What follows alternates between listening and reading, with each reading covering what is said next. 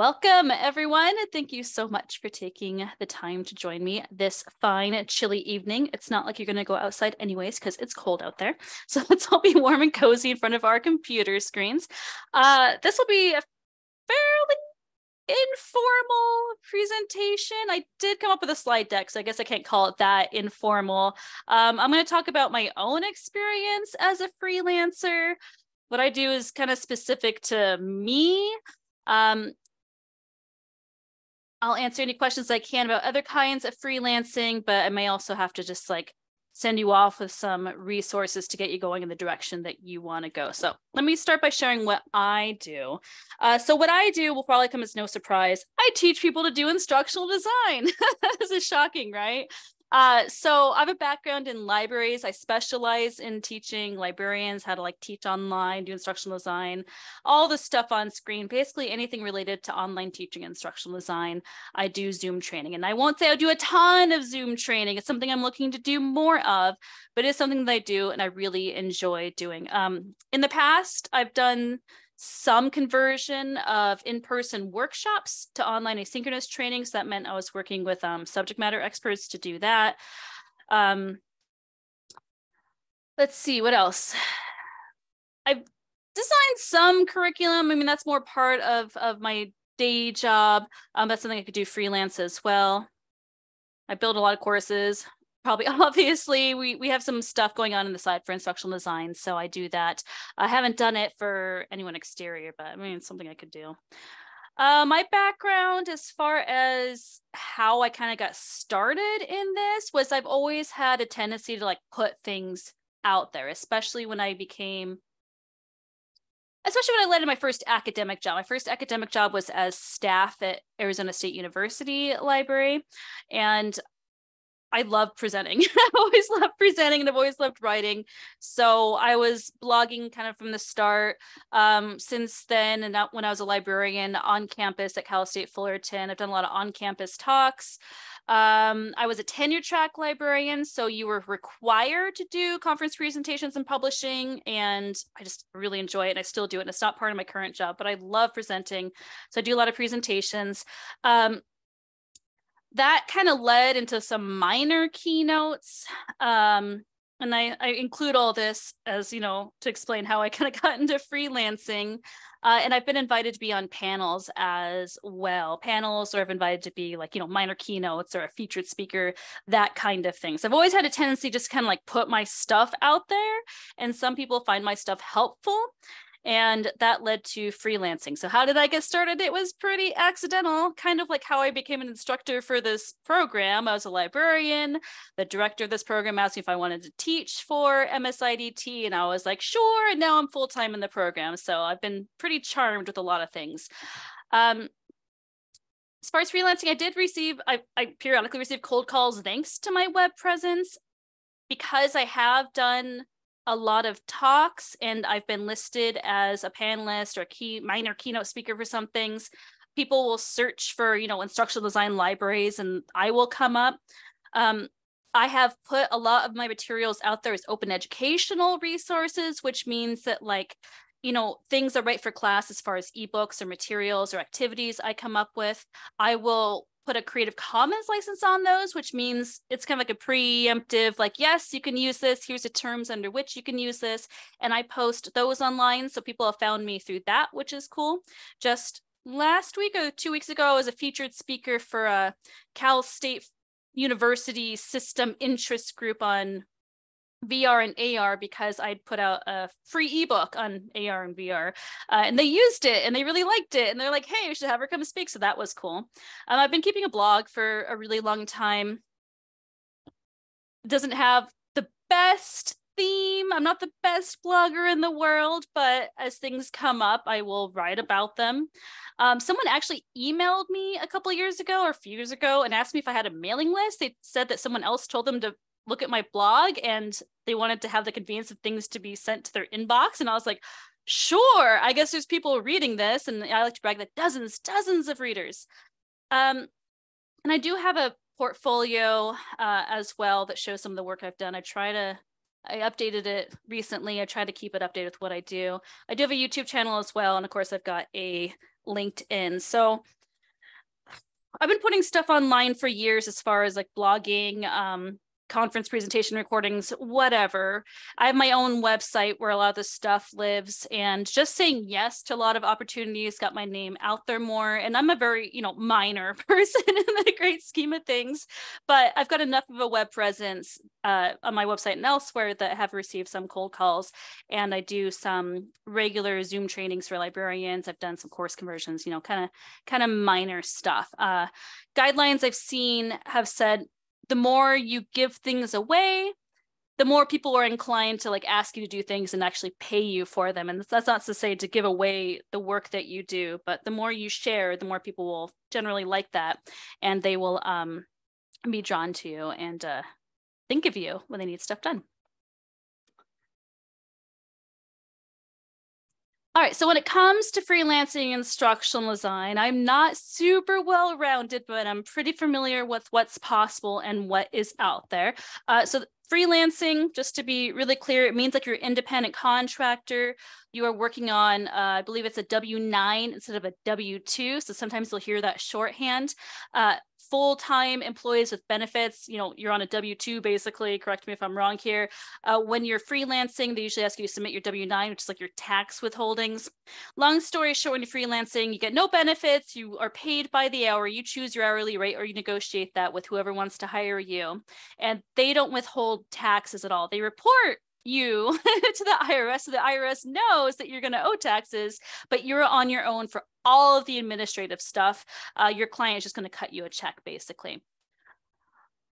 In instructional design, I just want to differentiate. Basically, there's two kind of really broad categories. I mean, you can do instructional design or you can do e-learning development. I'll talk a little bit more about those in a second and what the differentiation is. And as a freelancer, you can choose to charge by the hour or by the project. So just to differentiate, instructional designer is going to be all the higher level stuff, right? Like that's what you all are in a master's program for. You might be doing the analysis, you're going to be doing the whole nuts and bolts of designing a learning experience potentially. You're going to be choosing the content, the practice. You might be creating design documents, and you may not be actually building out whatever the course or learning experience is. You might be handing it off to an e-learning developer. So the difference is if you want to do any e-learning development freelance work, you're just going to be building out stuff in Articulate Storyline or Captivate or whatever course authoring tool that they have. And generally you are responsible for having that software on your own. Your client's not going to provide that to you. They assume that you have it. So instructional designer is going to be like higher level work. E-learning developer is going to be simpler, probably lower level and a little bit lower paid work potentially, but also, potentially easier too, depending what kind of time you have to devote to this and what you're interested in. So just to throw some stuff out there, what does an instructional designer actually do? Like you're going to maybe develop learning experiences from the ground up for a client. You might be working with subject matter experts to gather content, to get their feedback. Maybe you're going to be doing a lot of back and forth with them. When I was doing some course conversions, there were subject matter experts that basically had been doing these in-person workshops, and I had to work with them to figure out what their PowerPoint slides they had were all about, because all they had were PowerPoint slides and a couple of handouts, and figure out how we're going to convert that into an online asynchronous format. Potentially could go on site or online and actually analyze tasks that need to be turned into something. You might create videos. You might do some evaluation. Maybe some client wants to decide if this training program they've implemented is actually worth it or not, and they want to hire you to figure that out.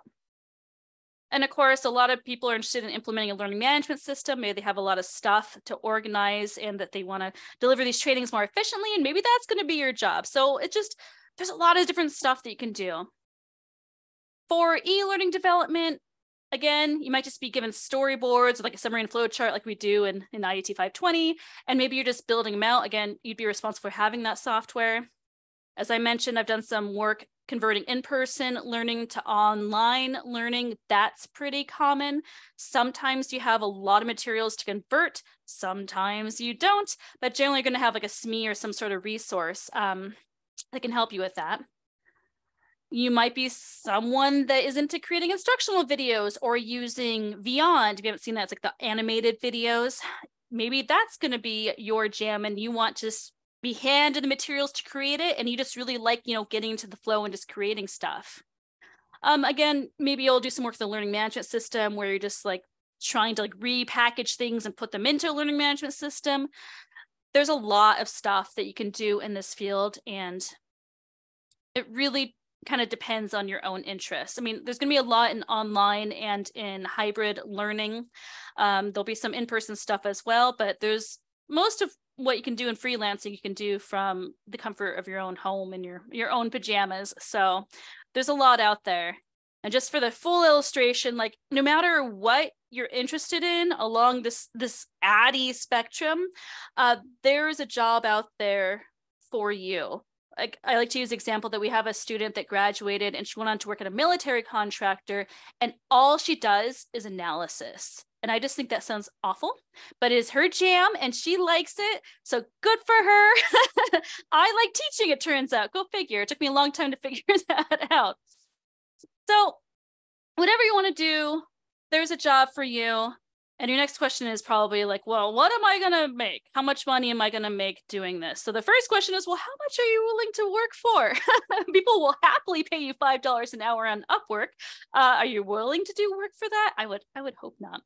But what you need to do is figure out by doing some research, by what you're making now, what you hope to make, your own experience level. There's a lot to consider. And, sometimes you just got to choose a number and see if the market will bear it.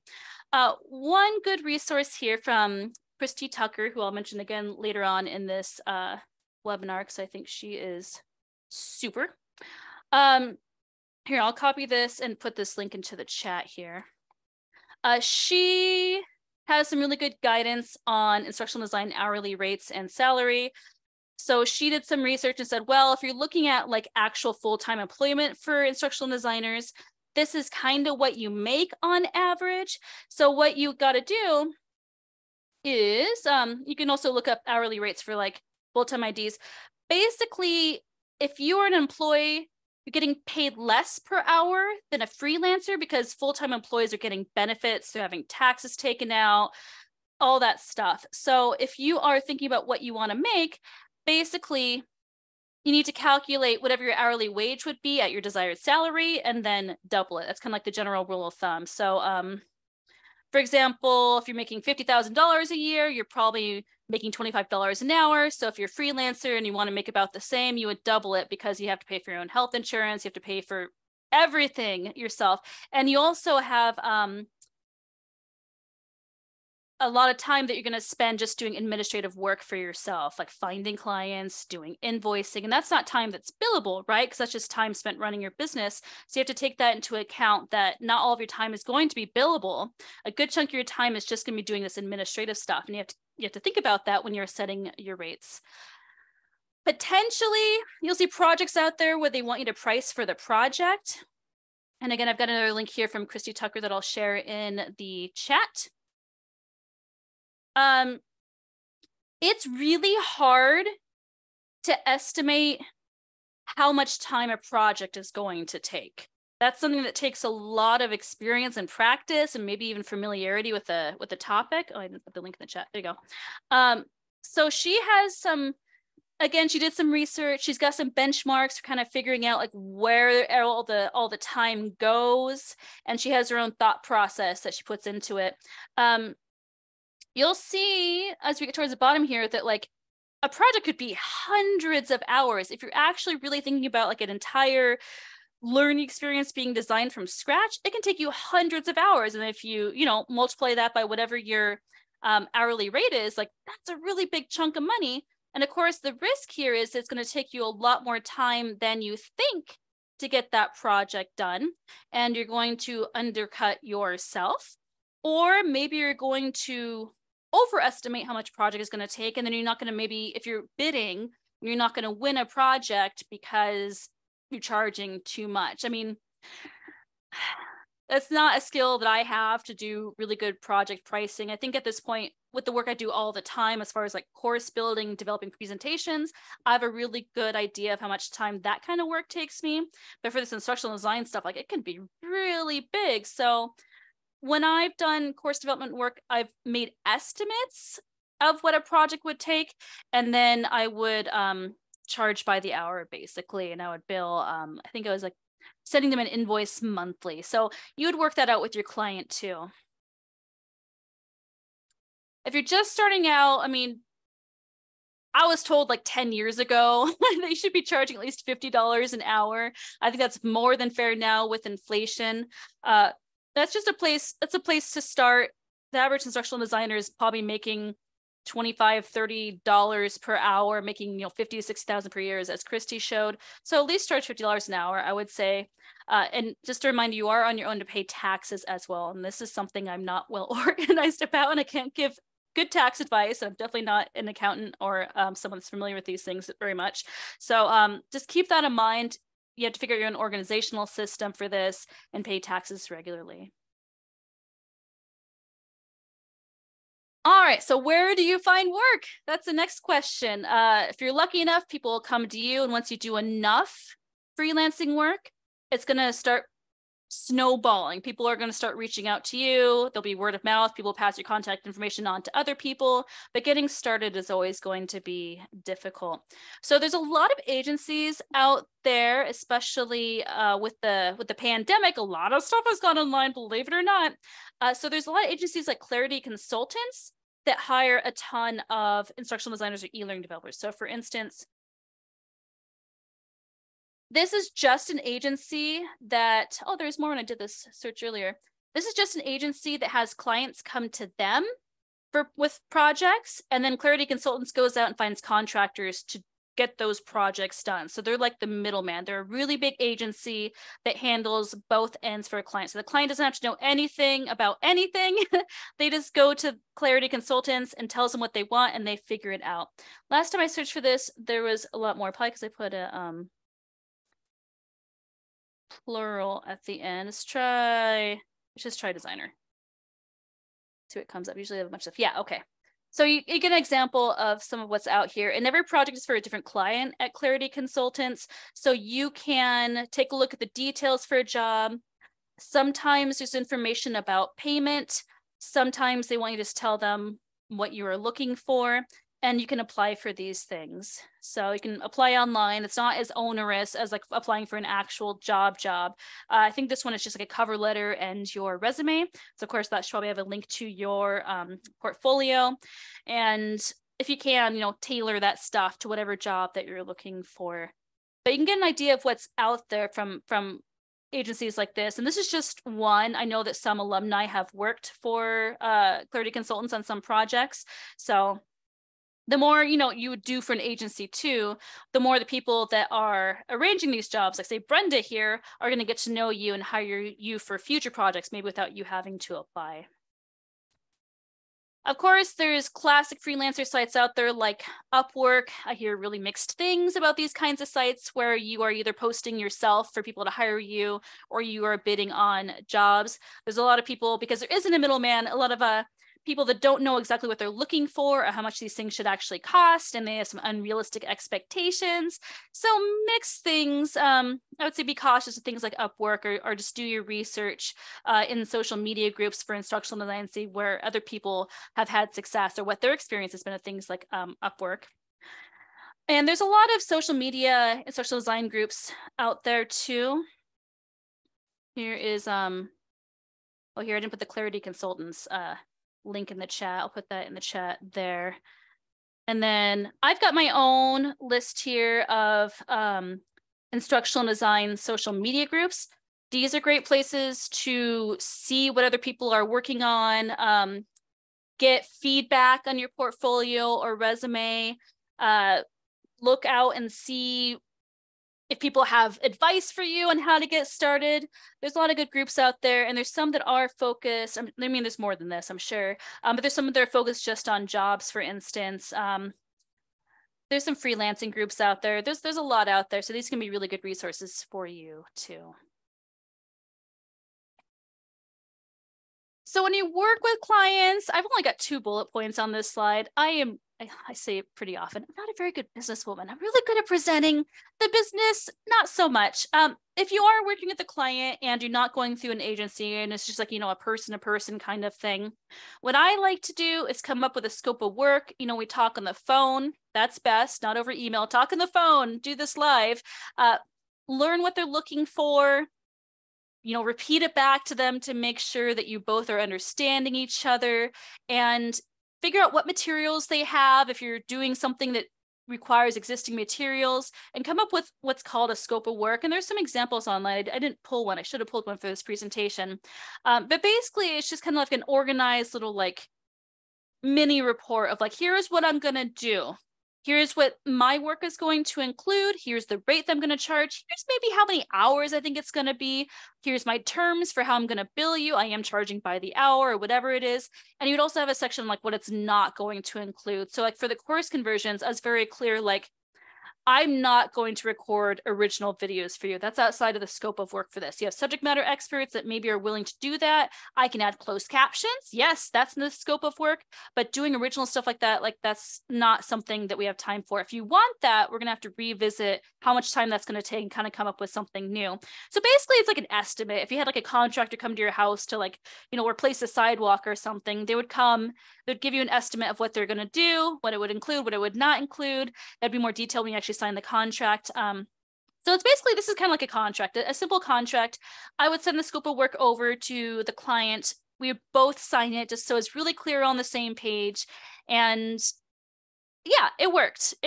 And I'm proud to say the project pricing estimates I came up with were good. I stayed within those estimates, so that was pretty cool. You're also going to have to agree on how they're going to pay you. I always said I was going to, send out a monthly invoice basically, and they would get that, process it, send me a check. So that was fine. But that's something you got to keep up with yourself and come up with a, your own invoice template and way of tracking these things. And there's probably some wonderful YouTube videos out there. I'm, again, not super great at that kind of thing. But I can speak to basically what you need to get going with this. If you're interested in freelancing, I mean, just like if you're job searching, you need to have a LinkedIn profile. I don't use any alternatives to LinkedIn at this time. If there are, let me know. That would be an absolute minimum. Your LinkedIn profile does have options to add little artifacts too, like a mini portfolio if that was something you wanted to do. It's nice if you had a blog or if you periodically publish articles on LinkedIn. A lot of people do kind of like gentle self-promotion by sharing out information or things that they know a lot about. And those articles will be searchable on Google if someone is looking for something similar to whatever you're writing about. If you're into YouTube, great. It's taken me a long time to really get any sort of like momentum with that. If you can figure out any sort of consistent branding, that's great too. Like if you go by different names, or nicknames, like, choose one specific, like, here I am, I'm Lindsay O'Neill. My colors are, blue and green. I've got the same profile picture on all of my different social media sites, little things like that, that when someone sees you, like different places, they're gonna be like, oh, that's Lindsay. I know exactly who that is. And you gotta have a portfolio. LinkedIn does have an option for adding little things. So that's like a minimum portfolio. But in general, any client is going to be like, all right, show me what you've already done so I know if I want to hire you or not. And if you have a website that has a portfolio and all your stuff on it already, people can come to that, take a look, and that'll be another way to find you for freelancing opportunities. So good news is, as part of this program, we do make you create a portfolio. If you aren't in a job currently where you have things for a portfolio, make things. Go out there, see what kind of jobs you're interested in. And I think I've got the link somewhere else in this presentation. I have a guide on how to create a portfolio and some resources for how to create artifacts if you don't have anything. But generally, you have to have something. And you might start out, charging less because you don't have much experience, but you can change your rates at any time and you can charge more. do tailor your portfolio and also your resume to whatever kind of work you are seeking. So your resume and your portfolio should make it really clear, like, I do e-learning development, I specialize in storyline, or whatever it is you want to do. Show that kind of work, okay? Decide what you want to do. It honestly took me a long time to realize, like, I don't really want to do like freelance, like pure instructional design for other people. Like, I like doing it myself for my own courses. Turns out I really just like doing Zoom trainings. Pandemic has made it possible to do a lot more remote stuff, which is really cool. But it took me a long time to really figure out, like, that's what I want to do. I don't really want to do e-learning development. I don't really want to do instructional design for other people. I want to consult and I want to teach and I want to train, and that's basically it. So I've been trying to like rework my own web presence to really reflect that. It's totally okay to use a free website for your portfolio. It just needs to be linked from your resume and linked from your LinkedIn. Basically, like any place you can put a link to your portfolio, put it.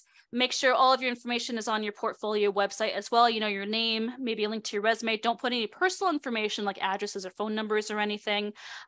Link to a way to contact you. That's really important. Make that really front and center. Contact me. Maybe you can just go to your LinkedIn or wherever it is that you want to be contacted.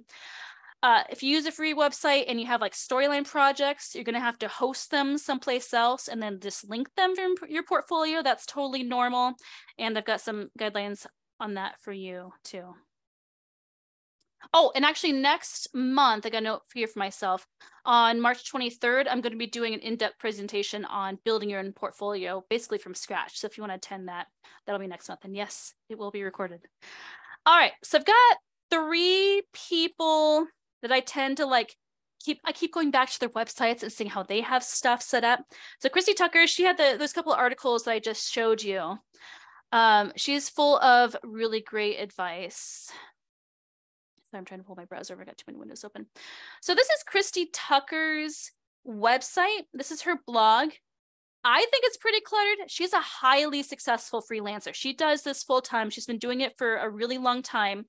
And you can see from her blog here, like here, it says when she publishes things, she makes a point of publishing a blog article once a week, which impresses the heck out of me. I've been getting into a sort of weekly rhythm, but I was really impressed that she can do this every week. And it shows that her website is always receiving love, that she is active, that she is going out there and sharing things. I mentioned earlier in this presentation that I've seen the guideline, like give 3 things away for every 1 ask. She is always giving stuff away, including her own time, which is pretty cool.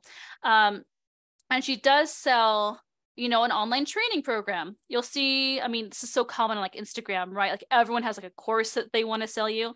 Who better to sell courses than instructional designers? And she, along with a lot of other people, do offer courses you have to pay for. So that's basically her real gentle ask on here. And she does have another business. I believe it's elearning. This is her official LLC. I did a couple of years ago form my own LLC. So basically, like, you can freelance without one.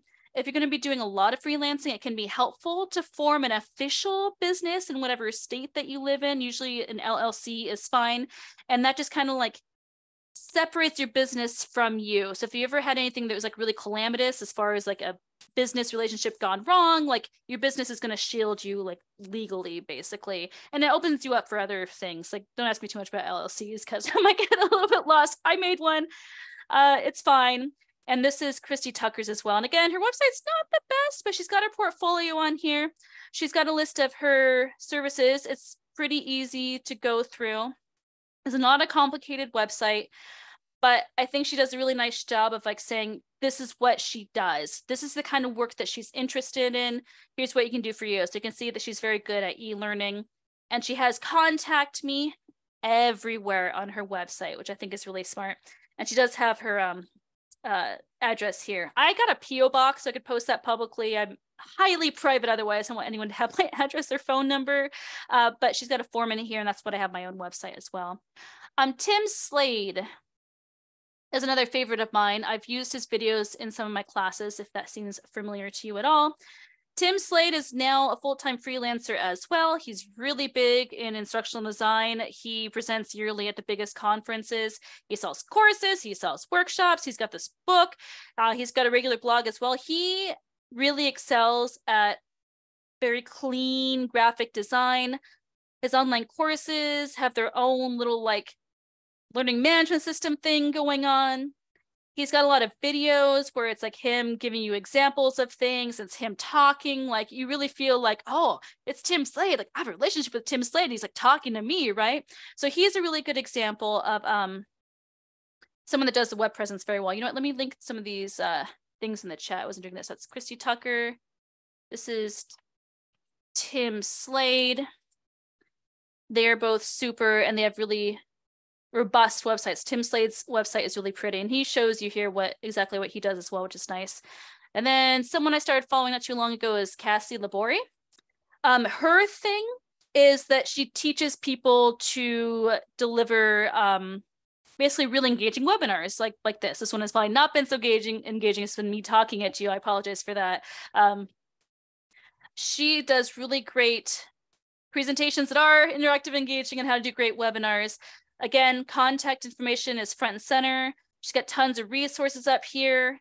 She gives away, she does a hero hangout every month. It's a live Zoom with her. So if you have any questions about like how to make things more engaging when you're teaching or presenting online, you can talk to her live for free. Like how cool is that? I'm on her mailing list. She sends out notices when she does that.